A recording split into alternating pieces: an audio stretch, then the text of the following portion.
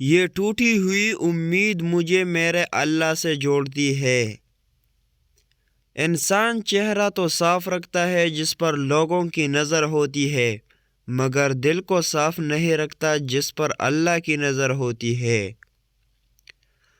سورہ یوسف سکھاتی ہے، بیمار صحت یاب ہو جاتے ہیں، کھوئے ہوئے مل جاتے ہیں، مشکلیں آسانیوں میں بدل جاتی ہے اور غم خوشیوں میں بدل جاتی ہے، بے شک سب اللہ کے حکم سے ہے۔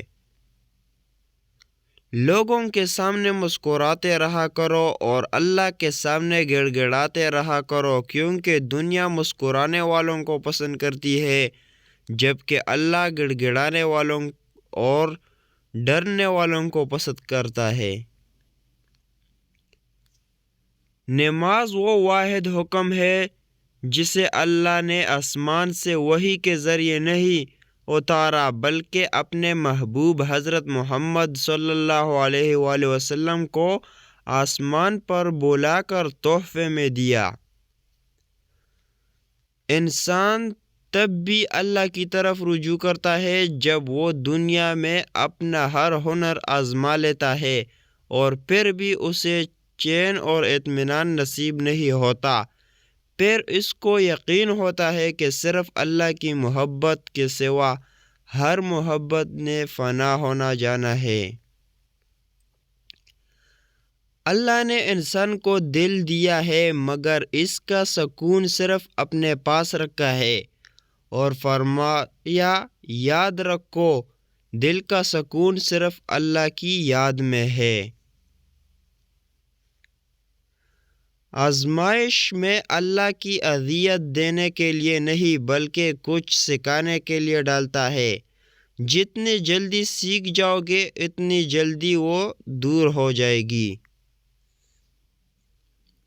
جب اللہ راضی ہونے لگتا ہے تو بندے کو خود اپنے عیبوں کا پتہ لگنا شروع ہو جاتا ہے، اور یہی اس کی رحمت کی پہلی نشانی ہے۔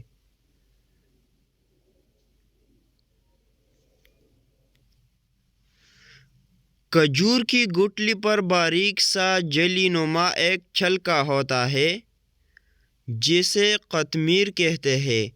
اللہ فرماتا ہے انسان اس کا بھی مالک نہیں، پھر اکڑ کیسی؟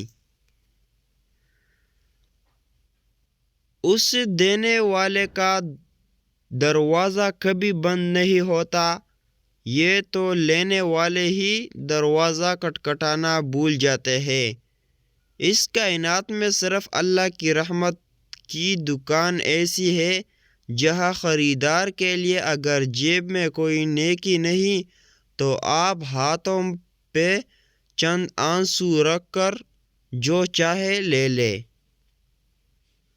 جب کوئی کام تمہاری مرضی کے مطابق ہو جائے تو شکر ادا کرو کہ اللہ نے تمہاری مرضی کو اتنی اہمیت دی، اور اگر تمہاری مرضی کے خلاف ہو تو پھر صبر کرو کہ اب وہ اللہ کی مرضی سے ہوگا جو ہمارے مرضی سے بہتر اور زیادہ افضل ہے۔ انسان کو اللہ کبھی یاد آئے یا نہ آئے لیکن دو موقعوں پر ضرور یاد آتا ہے، جب وہ اس کو کچھ دیتا ہے اور جب وہ اس سے کچھ چھین لیتا ہے۔